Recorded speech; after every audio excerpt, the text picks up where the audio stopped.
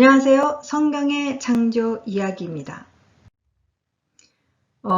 오늘은 창세기 1장 2절 말씀에서 특별히 마지막 클라이막스라고도 볼 수가 있죠. 땅이 혼돈하고 공허하며 흑암이 깊음 위에 있고 하나님의 영은 수면 위에 운행하시니라.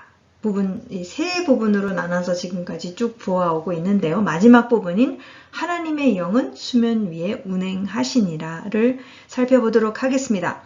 그래서 이 전체적인 흐름이 어떻게 가고 있느냐.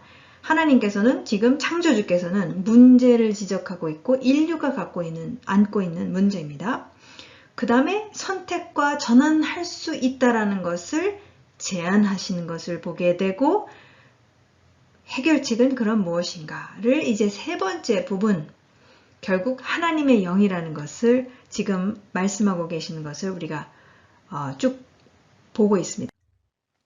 그래서 지난번에 이 흑암이 깊음 위에 있고를 살펴보면서 중요한 것은 우리가 스스로에게 물어보고 생각하는 시간과 과정을 가져야 된다고 나눴습니다. 중요한 것은 내가 내 내면 속에 있는 어떤 경험적으로 각인되고 저장된 어떤 두려움, 불안, 걱정, 근심은 무엇인가를 인식하고 인지하는 것이 굉장히 중요하다는 것입니다. 왜냐하면 우리가 무의식적으로 불안해하거나 무의식적으로 걱정하고 있는 것들이 너무너무 많아요. 이게 자라면서 그게 이제 형성이 됩니다. 어떤 경험들을 통해서 그것이 각인이 되면서 나도 모르게 무의식적으로 어떠한 상황이나 어떠한 것들에 대해서는 내가 두렵고 불안해하는 것들이 분명히 있다는 것이에요. 사람마다 다 다르죠. 그죠? 경험이 다 다르기 때문에. 내가 흑암을 들여다볼 때 내면에서 올라오는 두려움은 무엇인가? 이게 흑암이 태홈, 깊음 위에 있고 라고 하나님께서 말씀하십니다. 그래서 흑암에 대해서 지난번에 들여다봤을 때 흑암은 볼 수 없는 상태라고 말씀을 드렸죠. 볼 수 없는 상태, 왜냐하면 깜깜하니까 보이지 않습니다. 그래서 그런 상황이 흑암이고, 그러니까 흑암 자체도 굉장히 우리는 경험적이라는 거예요. 우리가 이 어둠이라는 것을, 흑암이라는 것을 어떻게 경험했느냐, 인생에서 경험했느냐에 따라서 그것이 굉장히 부정적일 수 있고 긍정적인 경우도 있겠지만 많은 경우 부정적이죠. 그죠? 그리고 태홈, 이 깊음이라는 것, 알 수 없는 어떤 깊음, 끝이 안 보여요. 그렇기 때문에 이렇게 상당히 부정적으로 우리가 보게 됩니다. 흑암도 부정적인 경험이라면 부정적이고 태홈, 깊음이라는 것, 특히 이 1차 청중, 창조 이야기를 듣고 있는 1차 청중에게 있어서는 이 태홈이라는 것, 깊음이라는 것은 두려울 수밖에 없는 그들의 창조 이야기, 바벨론, 메소포타미아, 이집트 그들의 창조 이야기를 보게 되면은 이 카오스의 물, 태고의 물, 태움에서부터 모든 것이 창조가 되어지지만 굉장한 혼란과 굉장한 전쟁과 싸움과 피 흘림과 잔혹함 속에서 창조가 이루어지기 때문에 그 두려움이 이제 딱 인식되어 있다는 것이죠.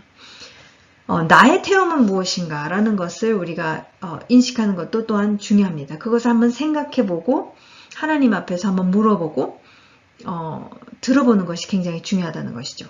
그러니까 나의 본토 친척 아버지의 집, 아브라함 같은 경우 본토 친척 아버지의 집이 메소포타미아죠. 메소포타미아에서 어렸을 때부터 굉장히 오랫동안 형성되어 온 어떤 신념이 무엇인가? 태홈, 흑암 그런 것들이 무엇인가? 내 안에 그냥 각인이 됐다는 거예요. 어떤 세상 풍조와 세계관이 그냥 이 두뇌에 각인이 저장이 되어 있습니다. 그렇게 반복적으로 그 메시지를 받으면서 크면서 그게 반복적인 메시지가 이제 두뇌에 저장이 되었기 때문에 그것이 내 것이 되었다는 거예요. 나도 모르게. 그죠? 어렸을 때부터.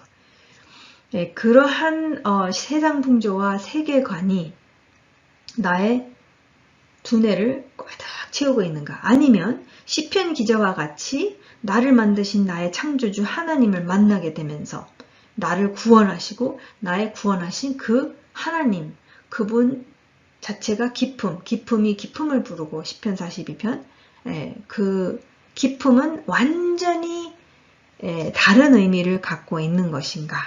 이것에 대해서 저희가 한번 생각해 봐야 되고 그 과정을 거치는 것은 굉장히 중요한 것이죠. 이 인류의 현실은 토후바보후라는 것을 창조주께서는 못을 박습니다. 그리고 내가 알고 있는 이 태홈, 이 해결책은 그렇다면 이것으로 그냥 계속 살 것인가, 소망 없이 계속해서 살 것인가, 아니면 여기에서 나올 수 있는 방법은 과연 있는 것인가, 길이 과연 있는 것인가. 내가 곧 길이요 진리요 생명이라고 예수님께서 선포하시죠. 여기서도 마찬가지로 창조주께서는 이 이야기를 듣고 있는 청중과 직접 소통하시면서 그들의 세계관을 도전하십니다.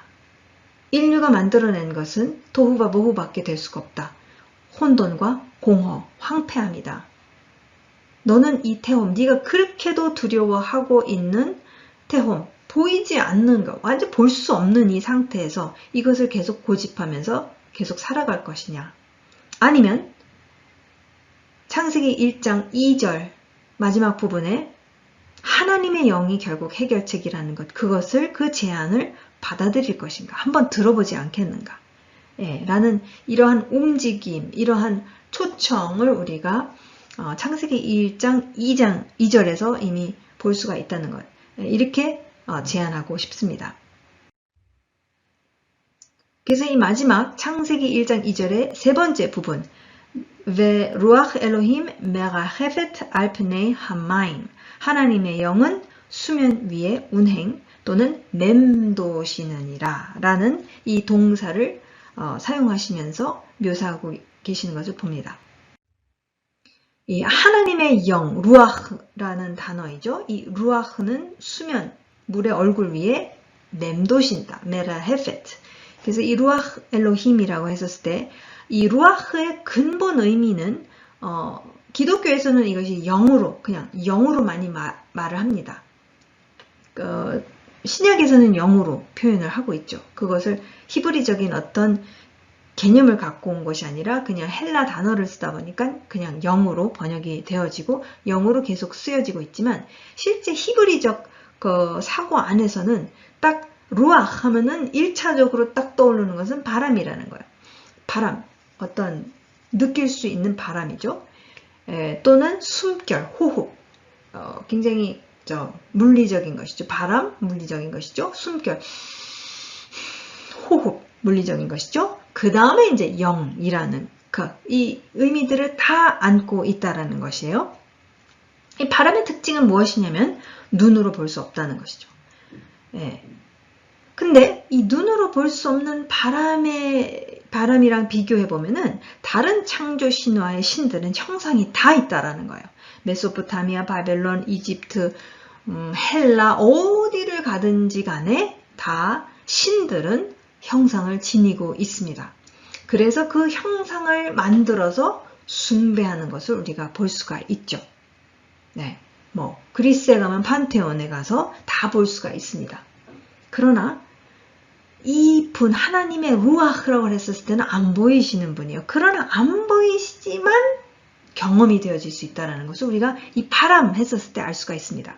경험될 수 있어요. 나의 오감을 통해서 들을 수 있고, 바람 소리 들리죠? 느낄 수 있죠? 바람, 센 바람이면 다 느끼죠? 또 추워지기까지 하죠? 경험이 되어집니다.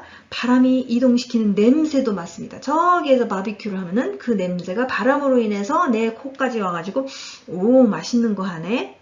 바람으로 인해서 냄새까지도 맡을 수 있고 바람 자체가 냄새가 나는 건 아니죠. 그러나 바람이 지니고 있는 그런 냄새들이 있다는 거예요. 어디서부터 오느냐에 따라서 물체들을 통해 움직임을 볼 수가 있죠. 바람에 휘날리는 낙엽, 그죠? 그리고 이파리가 막 파랑파랑 이때 보이죠? 모든 것이 일단 파도도 마찬가지. 바람으로 인해서 파도 물결이 크냐 잔잔하냐 다 그런 것들이 바람이 하는 역할입니다. 그래서 오감을 통해서 우리가 경험할 수 있어요. 보이지는 않지만. 그래서 바람이 강력하듯이 또 하나는 바람이 강력하듯이 창조하시는 창조주도 강력하심을 묘사하고 있어요.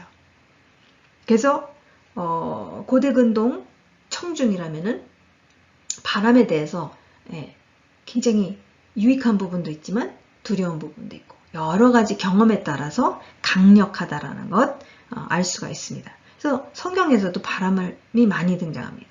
바람을 통해서 홍해가 갈라집니다. 두 쌍벽을 이루는 것을 이 바람을 통해서 알 수가 있어요. 이런 것을 그려주십니다. 그래서 느끼게 해주시고 경험적으로 알 수 있게끔 창조주께서 도와주십니다. 그 다음에 이 하나님의 영, 이 루아흐, 이 바람과 같은 볼 수는 없는데 경험이 되어지는 분이구나. 이 분은 뭐를 하고 계십니까? 지금 동사가 무엇이냐? 맴도시는 거예요. 메라 헤페트라는 동사가 등장하고 있어요. 그렇게 묘사를 하고 있습니다. 어디 위에? 물 위에, 수면 위에. 그러니까 지금 태홈, 깊은 물, 태고의 물, 카오스의 물이라고 생각하는데 창조주는 여기 창조 이야기에서 말씀하시는 이 창조주는 안 보이시는 분이시고 바람과 같으신 분이신데 이 태홈에 대해서 뭐라고 그러시냐면은 물이라고 그러세요. 그냥 물, 중립, 네, 중립적이죠. 중립적인 흑암. 볼 수가 없구나. 빛이 없으니까 볼 수 없는 상태. 물이라는 거예요. 물도 중립적이에요. 분명히 태고의 물인데 태홈이라고 안 그러시고 물이라고 하십니다. 마임이라고 하십니다.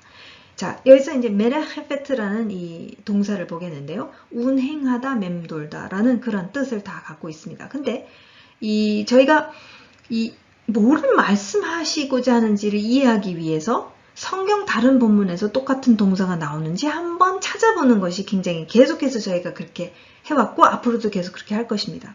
왜? 이해를 하기 위해서. 다른 데서 힌트를 혹시 주시는 게 있는가? 저희가 이해하기 위해서 찾아보는 것이죠. 그래서 이런 과정을 거치지 않으면 이 창세기 1장 2절 이 메라헤페트의 표현을 제대로 이해하고 있는지 확인할 길이 없어요. 그냥 저희 생각에 그런가 보다 하면 그것이 그게 내 두뇌에 각인되는 메라헤페트의 의미가 돼버리는 거예요. 맴도시느니라 뭐 그런가 보다. 헬기처럼 이렇게 두두두두두두두 뭐 이렇게 하시나 보다. 이렇게 생각할 수가 있는데요. 다른 성경 본문을 우리가 찾게 되면 거기에서 사용하시는 하나님께서 사용하시는 것을 이렇게 봤었을 때에 좀 의미를 더 분명하게 갖는데 도움을 주신다는 거죠. 실제로 성경에서 사실 이 메가헤페트라는 동사는 드물게 사용되어집니다. 아주 드물게 사용되어지는데요. 이 신명기 32장에 보면 나옵니다. 신명기 32장 독수리와 연관된 시각적인 그림이에요. 그래서 배경 설명을 해드리자면 이 신명기 32장은 언약의 노래입니다. 언약의 노래인데 이 신명기 자체가 이 모압 평지에서 이제 약속의 땅을 들어오기 전에 모세는 이제 느보산에 가서 하나님이 데려가시게 되고 여호수아가 이제 약속의 땅으로 이 백성을 이끌고 들어가게 되는 이 상황인데 마지막 정말 모세가 광야 세대 이스라엘 백성에게 가르치는 가르침이에요. 다시 한번 가르치는 가르침이죠. 얼마나 간절하게 했을까 우리가 이해가 좀 될 것입니다. 이 신명기 32장은 언약의 노래예요. 언약. 하나님께서 어떠한 언약을 하셨는지에 대해서 이제 노래를 하고 있습니다. 이 이스라엘은 이 노래를 통해서 자신이 하나님과의 언약 관계에서 신실한지 그러지 못하는지를 하늘과 땅이 하는 증인의 하늘과 땅이 그러니까 증인의 역할을 하게 됩니다. 증인의 역할을 통해서 앞으로 배우고 알아가게 될 거라는 것을 하나님께서 이야기해 주세요. 이스라엘이 하나님과 언약을 맺은 백성으로서 이 언약을 신실하게 지키고 있는지 그러지 못하는지 누가 증인 역할을 할 것이냐면 하늘과 땅이 그 역할을 할 것이라는 거예요. 예를 들어보면 지키지 못했었을 때에 하늘에서 비가 안 내립니다. 그걸 딱 보면 지금 못 지키고 있구나 라는 것을 알려주고 있는 것이죠. 땅의 기근으로 말미암아 땅이 황폐해집니다. 지금 언약을 제대로 못 지키고 있구나. 하나님으로부터 지금 너무나도 멀리 벗어났구나 라는 것을 이 하늘과 땅이 증인의 역할을 해줌으로 인해서 이제 배워가게 되는 것을 이제 그것을 말해주는 그 장이 바로 신명기 32장입니다.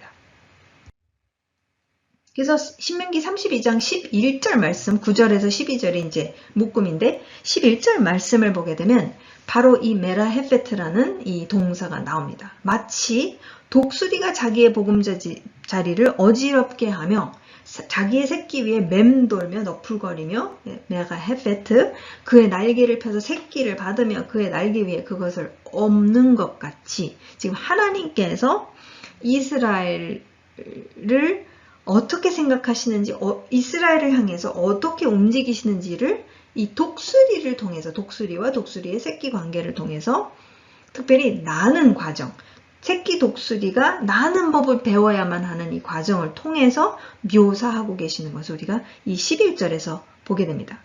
그래서 이 창세기 1장 2절 마지막 부분 운행하다와 같은 단어가 이제 여기서 등장하죠. 메라헤페트입니다. 맴돌다 또는 너풀거리다 라고 번역이 됐습니다.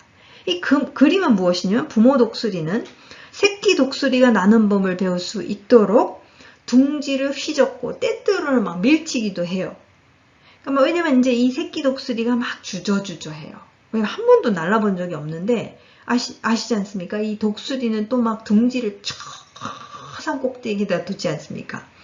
그러니까 새끼의 입장으로 이렇게 봤을 때 이거는 좀 근데 정체성은 나를 수 있다라는 거예요. DNA는 나를 수 있다라는 거예요. 근데 한 번도 안 날라왔어요. 그러니까 막 주저 하는 그 새끼를 향해서 이 어미와 이 부모 독수리가 막 이제 막 건장하기도 하고 막 밀쳐내기도 하고 도와주기도 하고 뭐 말을 하기도 하고 설득하기도 하고 뭐 그런 모습을 우리가 유튜브를 찍어보면은 제가 이제 링크를 드렸는데요.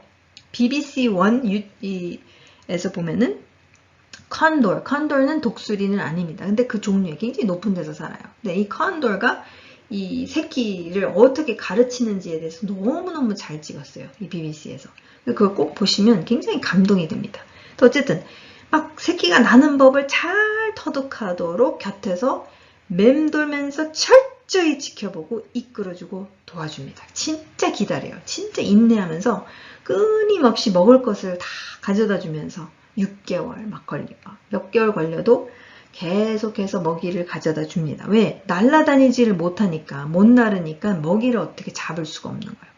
근데 나는 법을 제일 먼저 배워야 되죠. 어쨌든 이 과정, 이러한 심정이라는 거예요. 하나님 아버지께서 이스라엘과 언약 맺은 이스라엘을 바라보실 때 다루실 때에 이렇게 철저하게 지켜보고 한치의 오차도 없으시다는 거죠. 네.